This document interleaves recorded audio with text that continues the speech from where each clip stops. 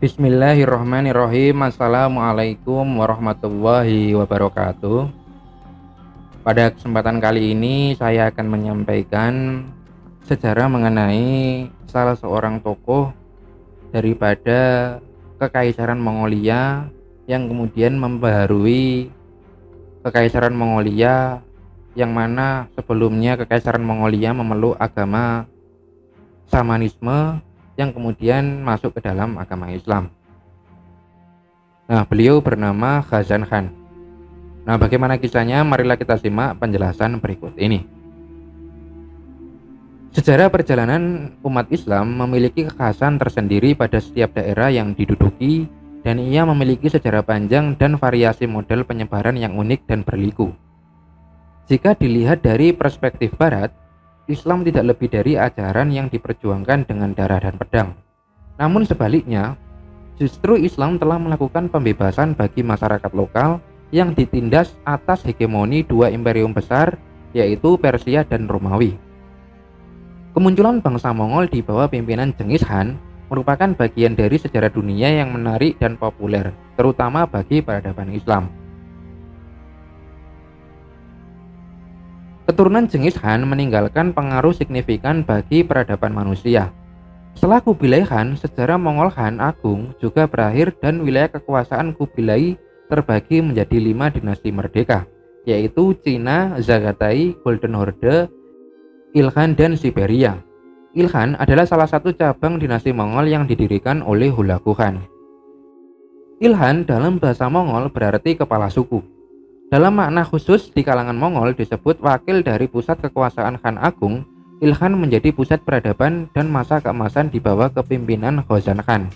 Ghazan adalah pemimpin yang membawa perubahan dan menjadikan Ilkhan dinasti paling maju dalam sejarah bangsa Mongol Islam. Nah, adapun mengenai biografi Ghazan Khan sendiri, Ghazan ini lahir pada 4 Desember 1271 Masehi, yaitu di Abaskun di dekat Bandarisah, sebelah tenggara Laut Kaspia. Ketika ayahnya yang bernama Arghun berkuasa, ia telah menjadi Ilkhan dalam usia 13 tahun dan menghabiskan waktu dengan Abaga yang merupakan kakeknya, dan dididik untuk mempelajari agama Buddha, seperti kepercayaan yang dianut oleh ayah dan kakeknya. Ghazan kecil ini hidup dalam lingkungan religius Buddha yang sangat taat. Nah, ketajaman akal, intelektual, dan wawasan yang luas membawanya cepat memahami esensi dan makna dari pengajarannya. Ghazan menjadikan doktrin peribadatan dan seluk-beluk komunitasnya secara mendalam dan mencapai kesempurnaan yang menjadikannya sebagai ahli dalam bidang agama Buddha. Nah, Ghazan ini masuk Islam pada tahun 1295 Masehi bertepatan dengan tanggal 19 Juni. Disertai 100.000 bangsa Mongol. Ada yang menyebutkan ia masuk Islam diikuti oleh 400.000 orang, termasuk komandan, wazir, dan prajuritnya. Bahkan ada yang menyebutnya 10.000 orang. Nah, proses masuk Islamnya Ghazan diantaranya karena jasa Jenderal Nauroz yang membantu perjuangannya melawan Baidu. Jika ia memenangkan melawan Baizu, ia akan menerima Islam. Keterangan lain menjelaskan ia pindah agama ketika terjadi perjanjian pada masa Baidu, yaitu antara bangsa Mongol dengan kaum muslim yang berada di Persia. Nah, kaum muslimin bersumpah dengan Al-Quran dan Mongol dengan emas.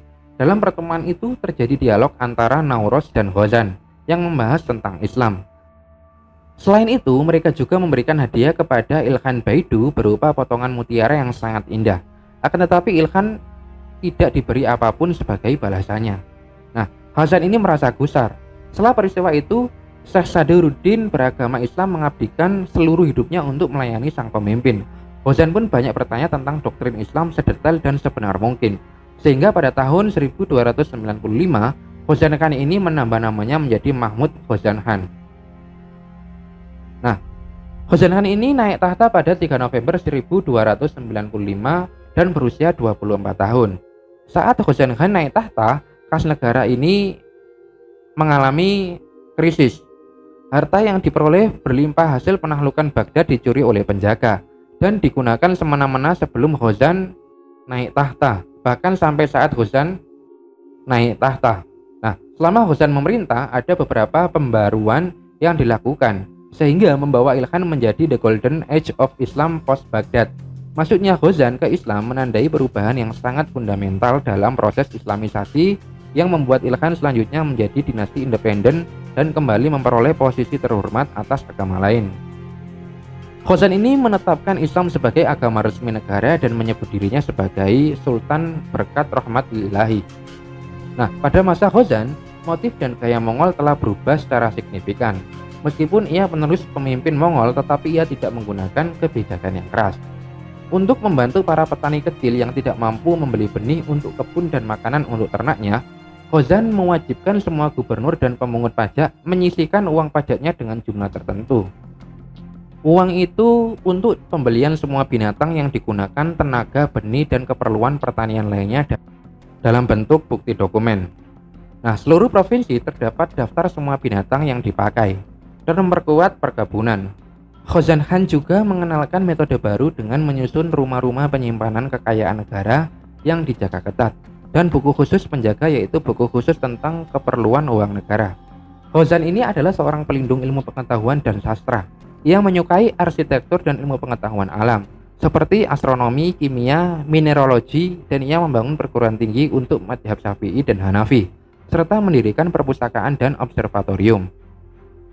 Nah, Ghazan ini juga memunculkan koin yang bertuliskan nama Allah Subhanahu wa Ta'ala di satu sisi dan Muhammad di satu sisinya, yang sebelumnya menggunakan nama Khokan, yaitu Raja yang Agung.